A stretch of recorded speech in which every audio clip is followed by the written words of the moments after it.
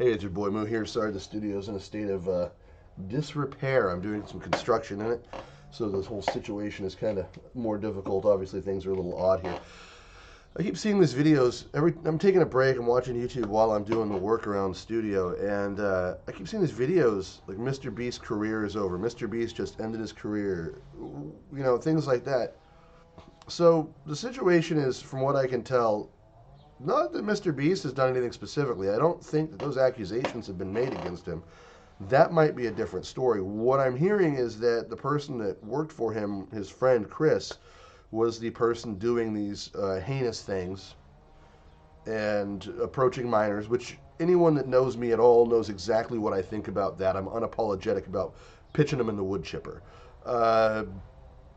That said, it doesn't make Mrbeast guilty by association. And from what I've seen, after he did some investigation, he cut the person off completely. And I hope that's the case, because we don't need to be doing anything to promote the mindset these people have when they think they can assault children.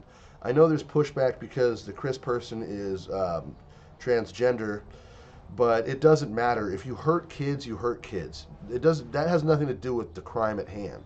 If you're a pedophile, you're a pedophile. I know that term isn't liked to be used on YouTube too much, but it needs to be said, and we need to stop hiding the fact this exists. That said, trying to say a guy with 300 million views who's literally done nothing wrong that anyone can say right now his career is over to get clout is both pathetic and sad. I know that you and your 100+ viewers that you get, or 100,000 views or whatever. I know my channel is much smaller. I'm not about to go call out someone over something he's not even being accused of doing, aside from being cool on it or chill on it. And I don't understand why anybody else is thinking that that's the best way to get clout. If that's how you need to grow your brand, maybe reevaluate your personality and how you market things. And this coming from a guy who struggles, and obviously I'm not some big time anybody, and that's fine. But we need to take a step back, and you have friends that have done things that are probably inappropriate. Does that make you guilty of it? Because you start getting into the woods here with some of this moral conflagration, and you lose track of innocence versus guilt, and you get guilt by association, and that's not the smartest way to run things. A lot of people have been treated poorly because they know people that are bad or have done bad things, and we sometimes treat those people worse than the actual villain, and I don't think that's an appropriate way to handle things. Now, as I said, if Mrbeast hadn't come out and said, hey, we cut this person off, we're not having contact, they're not part of the company, and in my personal life I'm investigating to see, that's fine. I don't understand how that's anything wrong, because you don't want to lose a lifelong friend over allegations, and things in this day and age can be so easily said and not easily, not be real, but be easily shown with video AI, with doctored things, stuff like that. I'm not saying that happened here at all. It's to me, this particular case seems quite clear, but that's from the outside looking in. Guys, most of you are not forensic pathologists. You've seen a lot of detective television, and you need to keep that in mind. Investigatory journalism is always nice when you're actually approaching it correctly, but when you're out with just pitchforks and the bales ready to burn in front of the castle of, as you see apparently Dr. Frankenstein here, keep in mind he didn't build this person. That person built themselves to be this way, and the culture around this person that this person allowed to influence, that was there. We just saw someone locally in a park who was wearing a MAP ally shirt.